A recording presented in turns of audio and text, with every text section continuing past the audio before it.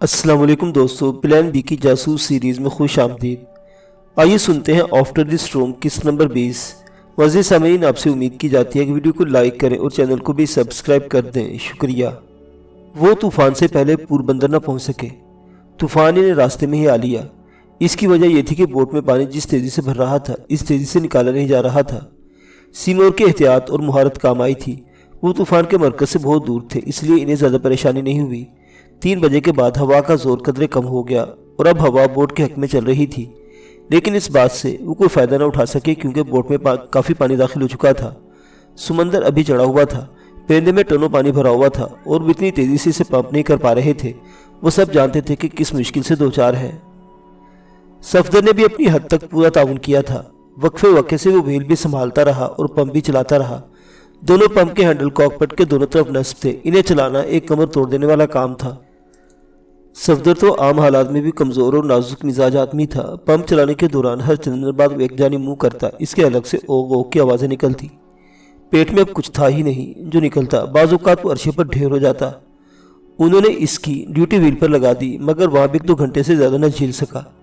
جتنی دیر وہ آرام کرتا اتنی دیر میں جے سیمور میں سے کسی اسے سہارا دے کر نیچے پہنچا کر لٹا کے آنا پڑتا۔ بیماری نے اسے کمزور کر دیا تھا۔ دوپہر کو سیمور نے سختی سے کہا کہ وہ نیچے جا کر آرام کرے۔ اسے اتنی مدد نہیں مل رہی تھی جتنا وہ پریشانی کا سبب بن رہا تھا۔ اس کے بعد وہ اور جے باری باری وہیل سنبھالتے رہے۔ اس کا نتیجہ یہ نکلا کہ اب صرف ایک پمپ چلایا جا رہا تھا۔ انہیں کھانا تیار کرنے حتیٰ کہ کافی بنانے تک کی مہلت نہ ملی تھی۔ نیند تو میسر آئی ہی نہیں تھی۔ جے نے اپنے اندر غیر متوقع طور پر محفوظ توانائی کا ذخیرہ دریافت کر لیا تھا۔ وہ آدھے گھنٹے کی شفٹوں میں کام کر رہے تھے۔ سیمور آدھے گھنٹے پمپ چلاتا اور جے بورڈ سٹیئر کرتا۔ آدھے گھنٹے بعد وہ ڈیوٹیاں بدل لیتے۔ پمپ کرنے کے لیے جھاگ اڑاتے پانی میں کھڑا ہونا تھا جو بوٹ کے اگلے حصے پر عرشی میں آ رہا تھا۔ وہ صرف انڈر ویئر اور لائف جیکٹ پہن کر کام کرتے تھے۔ جے اب تھکن سے نڈھال ہو رہا تھا، اس کے کندھے بری طرح دکھ رہے تھے، بازو بے جان ہونے لگے تھے۔ گزشتہ 6 گھنٹوں میں اس کے دل میں سیمور کے لیے ستائش کا جذبہ جاگا تھا۔ اسے سیمور پر رشک بھی آتا تھا۔ اتنا کچھ ہونے پر بھی وہ ویسا ہی طاقتور نظر آتا تھا۔ وہ پوری قوت سے اور ردھم سے پمپ چلاتا تھا۔ بوٹ سٹیئر کرنے کے دوران ریڈیو بھی سنتا اور نقشوں کی مدد سے سمت بھی درست کرتا رہتا۔ اس کا ذہن پوری طرح بیدار تھا۔ اس نے یہ خیال بھی رکھا تھا کہ طوفان کے مرکز سے ان کا تصادم نہ ہو۔ سیمور نے وہیل سنبھالا ہی تھا کہ صفدر لڑکھڑاتا ہوا کاکپٹ میں داخل ہوا۔ کہو اب کیا حال ہے؟ سیمور نے اسے پوچھا۔ اب تو بہت بہتر ہوں، کچھ دیر سو لیا تھا، صفدر نے جواب دیا۔ کیری کا کیا حال ہے؟ مجھے نہیں معلوم، بس وہ خاموش پڑا ہے۔ صفدر نے پھر پوچھا، میری مدد کی ضرورت ہے۔ اب فیول کی ضرورت پڑے گی، اگلے حصے سے جا کر ایک بیرل لے آؤ۔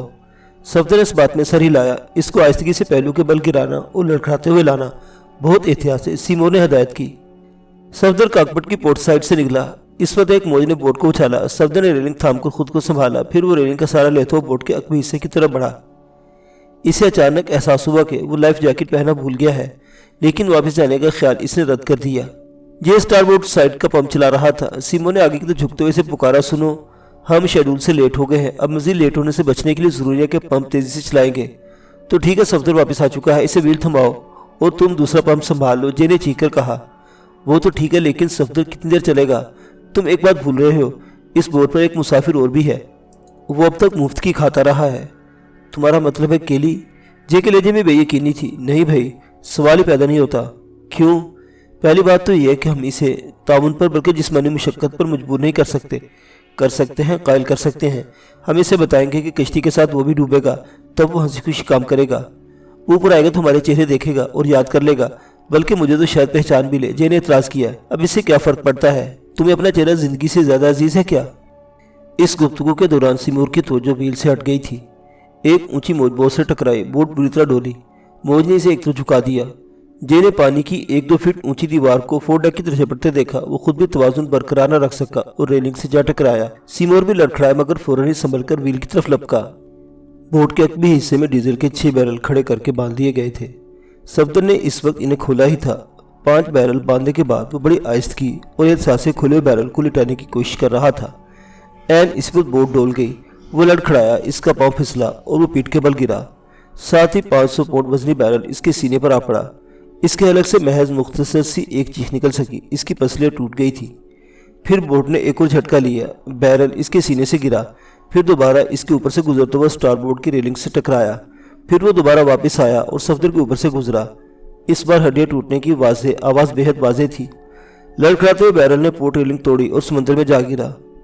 जे ने सब कुछ अपनी आंखों से देखा। वो कभी हिस्से की तरफ भागा। सफदर की आंखें बंद थी और मुंह से निकलते खून में बुलबुले बन रहे थे। जे के वहां पहुंचने से पहले ही पानी के रेले ने इसे उठाया और टूटी हुई रेलिंग से बाहर फेंक दिया। चंद लम्हे इसका चेहरा मौजों के दरमियान नजर आया और फिर गायब हो गया। जे कॉकपट की तरफ भागा। Seymour Seymour. सफदर समंदर में गिर गया। वो हल्के बल चिल्लाया, मैंने सब कुछ देखा है। सीमोर कोयल ने भी चीखकर कहा, लेकिन मैं क्या कर सकता हूँ? बोट वापस मोड़ो, इसे उठाओ। इस तूफान में 180 दर्जे का मोड़ नामुमकिन है। बोट उलट जाएगी। फिर बैरल से बुरी तरह कुचल डाला था। एक लाश के लिए इतनी जहमत। और मेरी बात सुनो, अब केली से मदद लेना जरूरी हो गया है, वरना यकीन करो मंजिल तक पहुंचने से पहले बोट गर्क हो जाएगी। जे सिर्फ एक लम्हे को हिचकिचाया। ठीक है, मैं तुम्हारी जगह लेता हूँ, तुम जाकर इसे ले आओ। केली सो तो नहीं सका था, लेकिन पूरा दिन ऊँगता रहा था। इसका जहन अपनी मुसीबत से फरार हासिल करने के लिए नींद की आगोश में पनाह ढूंढता रहा था। इसके सर पर काली बोरी अब भी बंधी हुई थी। वो चाहता तो इसे आसानी से खोल सकता था और ये ख्याल इसे कई बार आया, मगर इसने फौरन ही मुस्तरद कर दिया था। वो जानता था कि अगवा करने वालों ने हर मुमकिन एहतियात बरती है कि वो इन्हें न देख पाए। इसे यकीन था कि इन्हें देखना इसके लिए ख़तरनाक होगा। इसे ये भी सोचा कि अगर वो इतनी एहतियात कर रहे हैं तो कहीं इन्हें ये डर तो नहीं कि वो इन्हें पहचान लेगा। वो कभी हैकल अमरीकी के बारे में सोचता रहा, लेकिन लाहासिल इसे अंदाज़ा था कि समुद्री बीमारी अमरीकी के साथी को लायक हुई है। इसने सैलून में काफ़ी वक्त गुजारा था। इसे उल्टियाँ हो रही थी और वो कराहता रहा था। कैद की बदबू सैलून में अब तक मौजूद थी और इनके कम से कम 2 साथी और भी थे। इनकी कैली ने आवाज़ें सुनी थी और उनमें से एक के बारे में वो यकीन से कह सकता था कि वो पहले भी सुन चुका है, मगर वो इसे बहुत पहले की बात लगती थी। वो कोशिश के बावजूद याद नहीं कर पा रहा था कि वो आवाज़ इसने कब, कहाँ और किन हालात में सुनी थी। इसकी जिबिल्लत ने, जो इस तारीख अरसे में बेहद तवाना हो गई थी, इसे एहसास दिला दिया था कि बोट वाले किसी परेशानी से दो चार हैं। परेशानी सिर्फ तूफान की या भारीपन के साथ चलने वाली बोट से मुतल्लिक नहीं थी, कोई और गड़बड़ भी थी। पानी के शोर के दरमियान जस्ता जस्ता सुनाई देने वाली किसी के चीखने की आवाज़ें ही तासुर देती थी। मुमकिन है पुलिस इनके ताक़ुब में हो। कदमों की बढ़ती हुई आहट से इसकी सोचों का सिलसिला टूट गया। कोई सीढ़ियाँ उतर कर नीचे आ रहा था। कदमों की आहट इसके आहनी बेड के पास आकर रुकी। इससे एहसास हुआ कि कोई इसके करीब खड़े से देख रहा है। मेरी बात सुनो। लम्हा भर बाद इसे अमरीकी की आवाज़ सुनाई दी, उठ जाओ। केली पाँव में बंदी जंजीर का ख्याल रखते उठकर बैठ गया। मैं तुम्हारी जंजीर खोल रहा हूँ और ये बोरी भी हटा रहा हूँ। हमें ऊपर डेक पर तुम्हारी ज़रूरत है, तुमसे काम लेना है, लेकिन तुम्हारी ज़रूरत ऐसी भी नहीं कि हम तुम्हें ख़त्म करने से हिचकिचाएं। ये बात अच्छी तरह समझ लो। ऊपर हम 2 अफराद हैं और दोनों ही मुसल्लह हैं। तुमने कोई गड़बड़ की तो भेजा उड़ा देंगे तुम्हारा। ये कहकर इसने केली के सर से बोरी खींच ली। डेविड केली के नज़रों के सामने एक ऐसा चेहरा था जो इसने पहले कभी नहीं देखा था। वो जुबान आदमी था। इसकी मूछें खासी घनी थी। चेहरे के खदोखाल ऐसे थे कि इससे बेवकूफ़ जहानत और बेरहमी का इजहार होता था। वो एक लाइफ जैकेट और बुरी तरह भीगी हुई जीन्स पहने हुए था। जीन्स के एक जेब से रिवॉल्वर का दस्ता झांक रहा था। डेविड केली ने पलकें झपकाई। वो एक ठीक ठाक केबन था। एक बेड पर वो बैठा था। सामने वैसे एक और बेड था। बीमार आदमी इस पर लेटता रहा होगा। बहुत परेशान कर रही है, यही बात है ना? इसने पूछा। बिल्कुल दुरुस्त कहा तुमने, अमरीकी ने कहा। इसके हाथ में चाबी थी। इसे जोकर केली के पाँव में बंदी जंजीर का ताला खोल दिया। बोट में तेज़ी से पानी भर रहा है। तुम्हें हैंडपंप चलाना होगा पानी निकालने के लिए। मुझ पर तो तुम्हारा कोई अखलाकी फ़र्ज नहीं, डेविड केली ने कहा। अगर मैं इनकार कर दूं तो? अमरीकी अपनी जगह साकित हो गया। फिर इसने सर उठाकर केली को देखा तो इसकी आंखों में सख्ती नजर आई। तुम्हारे पास और कोई चारा नहीं। बोट डूबेगी तो तुम्हें भी लेकर डूबेगी। इसने कहा, बस चल दो, वक्त ज़ाया ना करो। डेविड केली ने बहस नहीं की, उठकर खड़ा हो गया। वो सोच रहा था कैसे इस तमज़रीफ़िया के अगवा करने वालों की मग़वी पर इन्हिसार करना पड़ रहा है। अब इनकी ज़िंदगी ख़तरे में है तो इसे मदद के तलबकार है। इस वक्त शायद वो इससे ज़्यादा खौफज़दा होंगे। वो खुद पिछले 3 घंटे से खौफज़दा था। इस खौफ में मौत के हज़ारा चेहरे थे, एक से बढ़कर एक नाखुशगवार। इनके सामने डूबकर मरने का ये खौफ इतना बड़ा नहीं मालूम हो रहा था।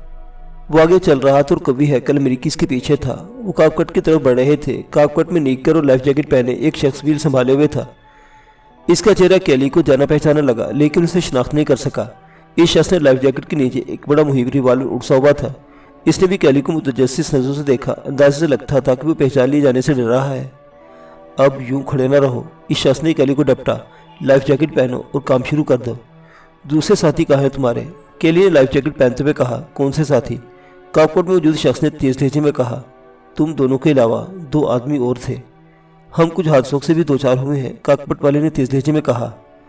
اور تم بھی ذرا اپنے اعتبار ٹھیک رکھنا، کبھی اکل امریکی بولا، ورنہ اگلے حادثے کی نظر تم ہوگے۔ چلو اب شروع ہو جاؤ۔